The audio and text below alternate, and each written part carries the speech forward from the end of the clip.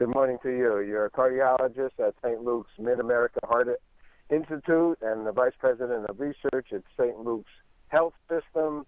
And we're going to talk today about the issue of heart failure, define it, demystify it, and share some more information. And it says here, more than 8 million people are estimated to have it by 2030.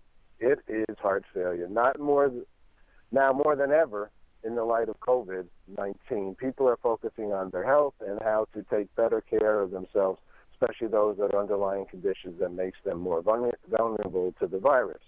All right, and the doctor here, he is going, since he wrote 220 peer-reviewed papers, and he has a resume that's 14 pages long, he knows his stuff. All right, doctor, please share the important information that we're going to talk about, heart failure. What is heart failure? Well, it can be a confusing term to a lot of folks, and it's understandable because when you hear the term heart failure, it sounds pretty bad, pretty ominous. Sounds like your heart's failed, it's not working anymore, and sounds like it's not much that you'll be able to do about it. And the good news is that while it is a serious condition and it can be associated with bad prognosis, there are lots of things that can be done to prevent it and lots of things that can be done to treat it. And it does not mean that your heart has failed. It is not a heart attack. It's not a cardiac arrest. It does not mean that your heart stopped. It's more of a chronic condition that has lots of different causes and risk factors, where the ability of the heart muscle to effectively pump blood through the rest of your body to supply vital organs and tissues has been impacted. So heart is not working as effectively as it should. But again, lots can be done to make that better. So is there a certain criteria that they put that label on it?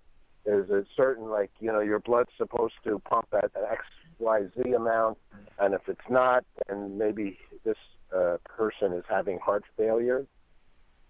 Yeah, it's not quite as simple as that. It's actually what we call a clinical diagnosis, which means that we usually make the diagnosis based on warning signs and symptoms that patients develop. Heart failure is a highly symptomatic condition, has a high burden of symptoms like breathlessness, inability to do physical activity or exercise because you're short of breath or fatigued all the time, swelling in the ankles, inability to sleep at night because you're short of breath. And if a patient has any of those types of symptoms, we usually would do an appropriate investigation to measure the heart function, among other things, and do a number of diagnostic procedures to figure out how well the heart is working, what else is going on, and that's typically how we arrive at a diagnosis. And so, why is it so prevalent? I mean, 8 million people, that's a lot of people, and it's, I guess that comment means that it's increasing. Why is that happening? You're right, it is increasing, unfortunately. It's already highly prevalent in the United States. More than 6 million people have it today. As you mentioned, it's estimated to go up to 8 million in a decade. And there are lots of reasons for it. One of them is that we're getting older as a society, and age is one of the risk factors, and not much you can do about your age, unfortunately. But there are lots of other risk factors you can do something about. These are chronic health conditions like high blood pressure, diabetes, obesity, having blockages in the heart blood vessels, having kidney problems, sometimes also due to high blood pressure and diabetes. So those chronic health conditions are key risk factors that can be controlled, and controlling them can lower your risk of developing heart failure. So I think lots of reasons why it's going up. And another key message here is because once you develop heart failure, it can have real significant impact on how long you live and how well you feel. Trying to prevent it from occurring to begin with is absolutely critical, especially if you have risk factors. So once you do have heart failure, the recovery or being able to, live and to fix it, not so easy. Is that what you're saying? Once you have it, once it's occurred. Right. So once you're diagnosed with heart failure, again, there are different kinds of heart failure, but certainly for one of the more common types of heart failure, The good news is that there is lots that can be done to improve that bad prognosis I mentioned before. So if you kind of look at an average patient with heart failure, the risk of dying is about 50% at 5 years. And again, usually they have lots of symptoms as well, so the quality of life is impaired. The good news is we now have more effective treatments for heart failure than we've ever had in the past. Some of those things are lifestyle intervention, like appropriate diet, a physical activity program, and so forth. That's very important. But there are also medications and other types of treatments that can be available for patients with heart failure. And again, we have more of those than we've ever had in the past. Some have been around for decades. Some are just recently becoming available. And the critical important piece of information is some of the recent data that we've seen from medical studies implies that if you treat it with all of those effective treatments, you can extend your life by more than 6 years if you're a patient that's been diagnosed with heart failure. That's amazing, I think, the fact that you can extend your life by more than 6 years, more than 6 years of spending time with your family and loved ones. And not only is your quantity of life better, not only do you live longer, but these interventions can also help you feel better as well. So both the quantity of life and the quality of life impact in the positive direction. That's one of the reasons that I wanted to partner with AstraZeneca to increase awareness of why heart failure is important and the fact that it can be treated very effectively to prolong life and improve the quality of life.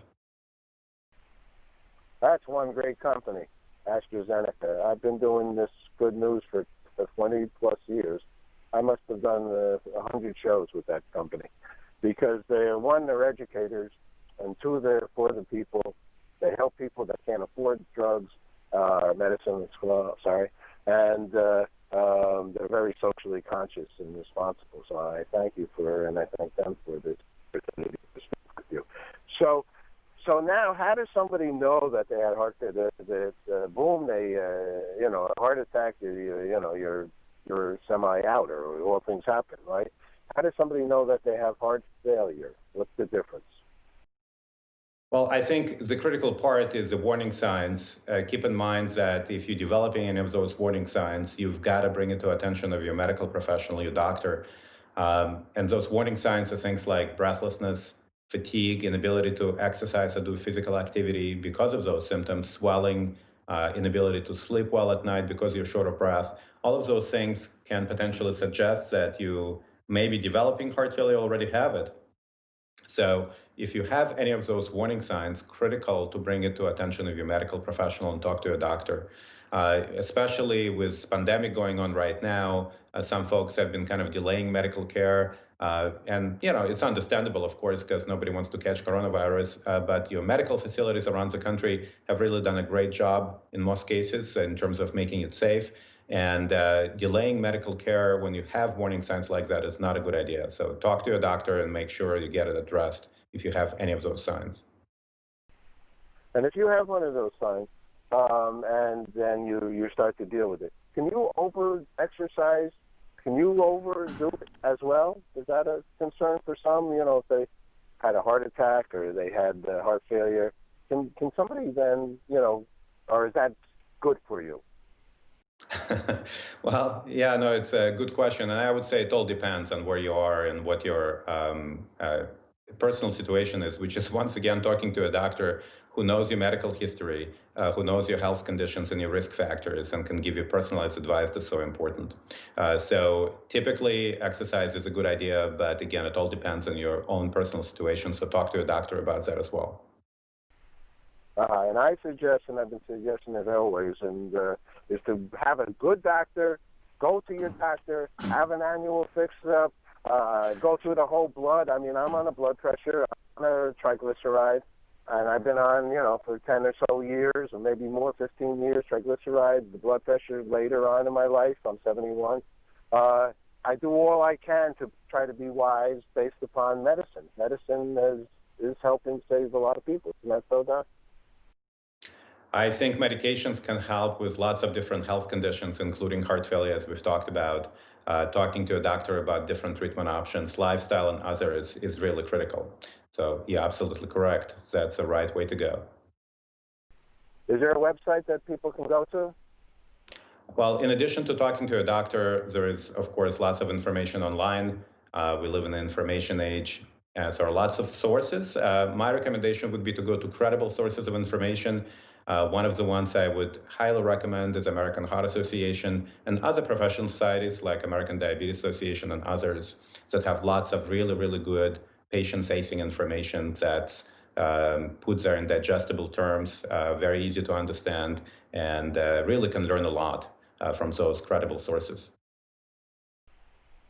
Doctor, I want to thank you for being a doctor and for doing such hard research. You help us all live longer, and I appreciate you going into that field. It's a very important field. And thank you for the interview. Thanks so much for having me today.